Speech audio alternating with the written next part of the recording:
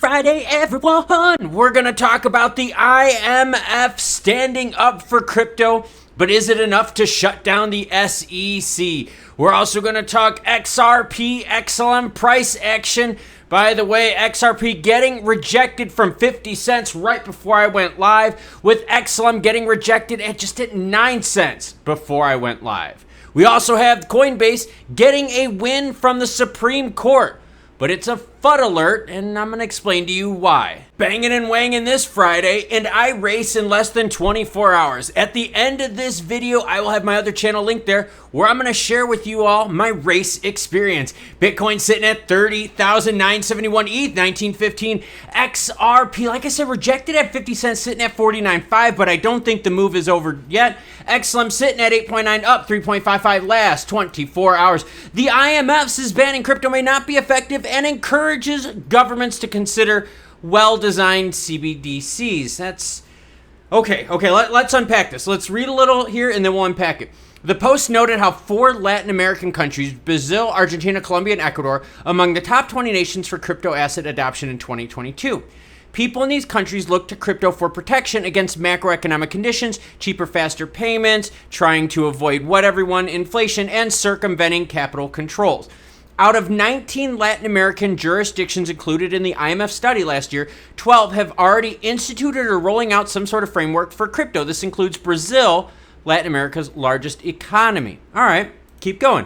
While a few countries have completely banned crypto assets given their risks, this approach may not be effective in the long run, the economist said in the report's conclusion. And if you want to read that report, well, you're welcome to. It's actually pretty cool. As always, any article you see in this video, including this report and my Twitter information, will be linked in the description below. But basically, the IMF is saying, hey, look, it doesn't make sense to ban crypto. It's not going to go away. People will find ways to use it, anonymizers and so forth. So find ways to regulate it and use it to your advantage. Way to go, IMF. I'm usually not a big fan of theirs. Gosh, record that and screenshot that I said something positive about the IMF.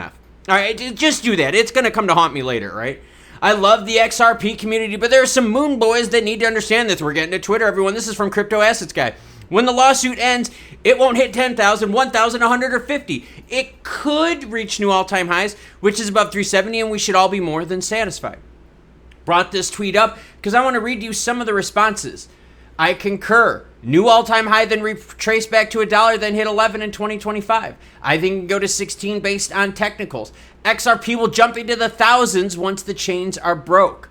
What else do we have? Predicting $5 to $10. What else? I feel like it has the potential to at least hit 10. Currently working a bank who had the thoughts about using Ripple before the SEC suit.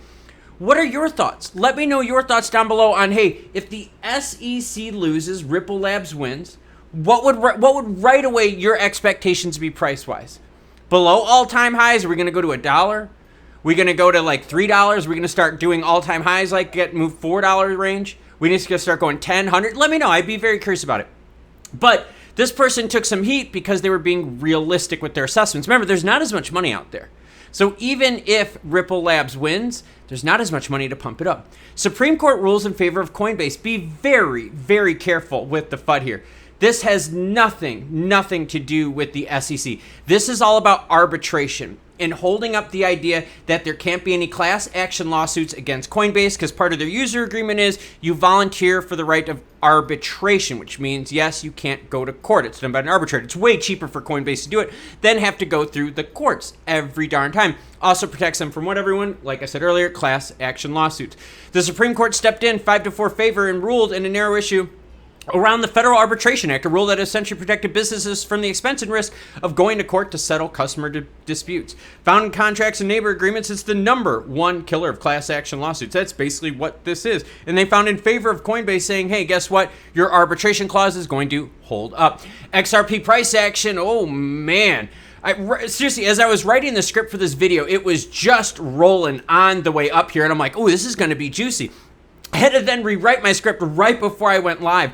Why? Because as XRP was rolling up to 50, it got it as high as 49.97 and got rejected back down now to 49.63. XLM had the same thing. XLM got to 8.95 cents and rejected, now sitting at 8.9. So again, I was looking at both of them like, okay, here we go. Friday action, right? Excited. Happy Friday, everyone. We got Friday action. Klaus is racing tomorrow. Maybe we're getting some green candlesticks and all. I was getting excited. Then I had to rewrite all this because it got rejected. But the fight's not over. It's still early on Friday, and I'm curious what the weekend brings.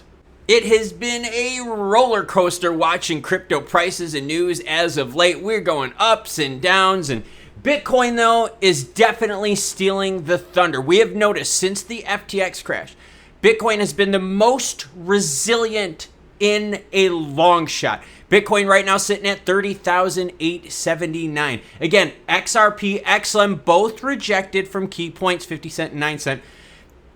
It comes down to volume. And it's going to take some big action to move these. And that's why I brought that tweet up earlier. I was saying, hey, with the court case, what would the new all-time highs be? Could we do it? Would we get below that? And that's my thing. We're going to need something super big to propel these prices of crypto up. Because right now, there's just nothing big news-wise that's making it happen. Unless it's to the negative, right? Where like banks are collapsing and all that kind of stuff. The rails are getting shut down, SEC stuff. It's that negative stuff. We need some juicy positive action, and I would love to see something to propel XRP to that 50 cent mark and hold it and get XLM into double digits, but we gotta break 9 cents first. Also happening this weekend, fitness race. I've been preparing for it, dropping weight, dropping body fat, aerobic capacity, anaerobic engine, lifting heavy. I'm going to have that detail shown in my second channel, which is right here. My video getting ready for it, the training, what I've been getting up to is this right here. Now, what am I going to do? Well, I already did a 10-minute shakedown run today. I'm going to do some stretching, ice my ankle because I rolled it like a week and a half ago running some stupid trails. You cool cats, though, have a great rest of your day.